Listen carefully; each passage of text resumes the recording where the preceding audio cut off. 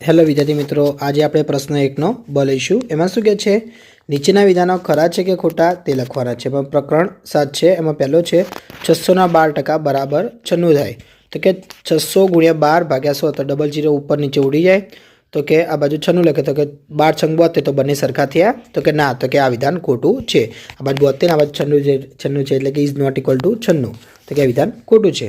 બીજો લઈશું, ₹1200 9% લેખે 3 વસ્તુ સાદું વ્યાજ 324 થાય છે। તો આપણે ગણીશું 1200 ગુણ્યા 9 ગુણ્યા 3 ભાગ્યા 100, તો ડબલ જીરો ઉપર નીચે ઉડી જાય। તો કે 12 9 શું કહે છે, 12 9 108, 108 ગુણ્યા 3 કરીશું તો કે 324 બરાબર 324, તો બંને બાજુ સરખું થઈ ગયું, તો કે આ વિધાન સાચું છે। ત્રીજો લઈશું, 50 મિલીલીટર અને 1000 કિલોમીટરનો ગુણોત્તર 1:2 છે। તો કે એકમો સરખા નથી, તેથી ખોટું આવે।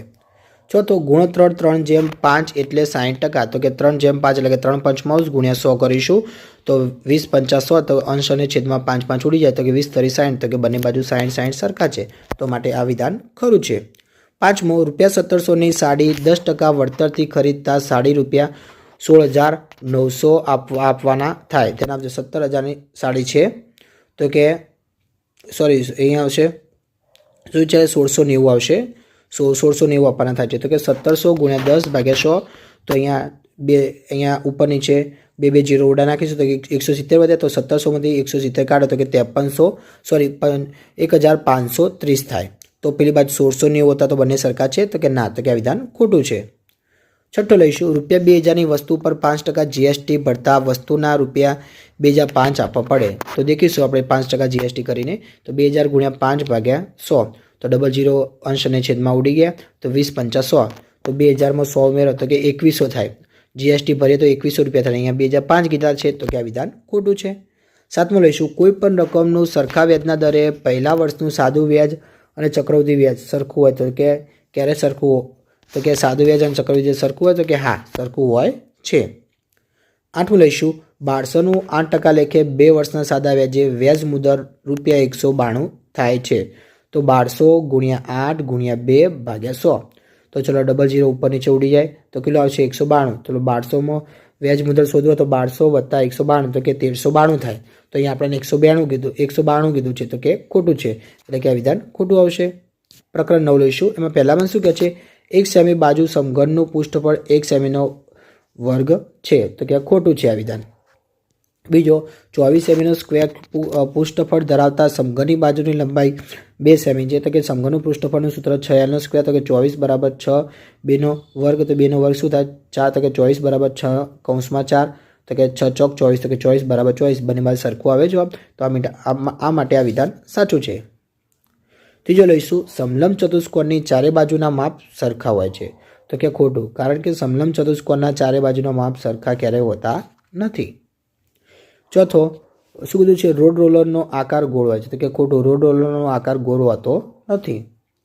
પાંચમો લઈશું, એમ કે છે 5 સેમી ગુણ્યા 4 સેમી ગુણ્યા 3 સેમી માપના લંબઘનનું કુલ પૃષ્ઠફળ 60 સેમીનો સ્ક્વેર છે। ચલો આપણે શોધી દઈએ, લંબઘનનું કુલ પૃષ્ઠફળ બરાબર 2 કૌંસમાં LB વત્તા BH વત્તા HL બરાબર 2 કૌંસમાં 5 ગુણ્યા 4 વત્તા 4 ગુણ્યા 3 વત્તા 3 ગુણ્યા 5, તો 2 કૌંસમાં 20 વત્તા 12 વત્તા 15, તો બધાનો સરવાળો કરીશું, તો 2 કૌંસમાં 47 થતો, 47 દૂ 94, તો અહીંયા 60 કીધા છે, બંને સરખા છે, તો ના, કે આ વિધાન ખોટું છે।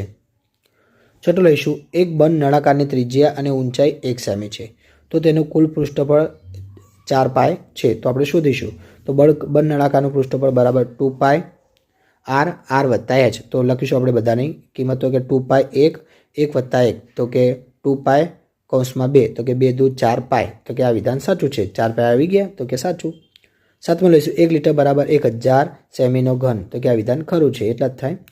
આઠમું લઈશું, 2 સેમી બાજુના સમઘનનું પૃષ્ઠફળ 2 સેમીનો સ્ક્વેર છે, તો કે સમઘનનું પૃષ્ઠ બરાબર 6Lનો સ્ક્વેર બરાબર 6 2નો વર્ગ એટલે 6 ગુણ્યા 4 6 ચોક 24, તો કે 2 જેટલો આવે છે, તો કે ના, તો કે આ વિધાન ખોટું છે। પ્રકરણ 10 લઈશું, એમાં શું કે પહેલામાં 3/12 ભાગ્યા 3/12 બરાબર 3, તો કે 3/12 ભાગ્યા 12, તો કે 12માંથી 3/12 -12, તો કે 0 આવે, તો કે 1 આવે, તો કે 3 આવે નહીં, તો કે આ વિધાન ખોટું છે। બીજો લઈશું, 2 ની -3 ગુણ્યા 5 ની -3 બરાબર 10 ની -3, તો 2 ગુણ્યા 5 ની -3 બરાબર 10 ની 3 તો કે 2 5 10 તો કે 10 ની -3 બરાબર 10 ની -3 બંને બાજુ સરખું આવ્યું તો કે વિધાન ખરું છે. ત્રીજો x ની 0 ઘાત ગુણ્યા y ની 0 ઘાત ગુણ્યા z ની 0 ઘાત બરાબર xyz તો x ની 0 ઘાત ગુણ્યા y ની 0 ઘાત ગુણ્યા z ની 0 ઘાત બરાબર xyz તો x ની 0 કે 1 y ની 0 તો કે 1 z ની 0 તો 1 તો 1 ગુણ્યા 1 ગુણ્યા 1 તો 1 જ આવે તો કે xyz આવે નહીં તો માટે આ વિધાન ખોટું છે. ચલો લઈશું વિદ્યાર્થી મિત્રો 0.00027 તો આવશે તો આટલા આપેલા છે તો માટે 2.7 ગુણ્યા 10 ની -6 તો માટે 2.7 ગુણ્યા 10 ની -6 બંને બાજુ સરખું આવે છે માટે આ વિધાન ખરું છે. પાંચમું લઈશું આમાં છે x ની 3 ઘાત ગુણ્યા x ની 4 ઘાત બરાબર x ની 7 ઘાત તો કે x ની 3 ગુણ્યા 4 બરાબર 7 તો કે 4 અહીંયા શું આવશે 3 + 4 આવશે તો કે 4 ને 3 7 એટલે કે x ની 7 ઘાત બરાબર x ની 7 ઘાત તો બંને બાજુ સરખું આવે તો કે વિધાન ખરું છે. છઠ્ઠો લઈશું એમાં શું કહે છે x ની m ઘાત ભાગ્યા x ની n ઘાત બરાબર x ની m માઇનસ m તો કે આ વિધાન ખરું છે. દેખીને જ ખબર પડી જાય વિદ્યાર્થી મિત્રો. સાતમું લઈશું એમાં છે x ની m કૌંસની બહાર n બરાબર x ની mn તો કે આ વિધાન ખરું છે. આઠમું x ની 8 ઘાત ભાગ્યા x ની 10 ઘાત બરાબર x નો વર્ગ તો કે x ની 8 - 10 બરાબર x નો વર્ગ તો x ની -2 તો કે બરાબર x નો વર્ગ તો બંને સરખું નથી તો આ વિધાન ખોટું છે. વિદ્યાર્થી મિત્રો તમને મારો વિડીયો ગમ્યો હોય તો ચેનલને લાઇક શેર અને સબસ્ક્રાઈબ કરવાનું ભૂલતા નહીં.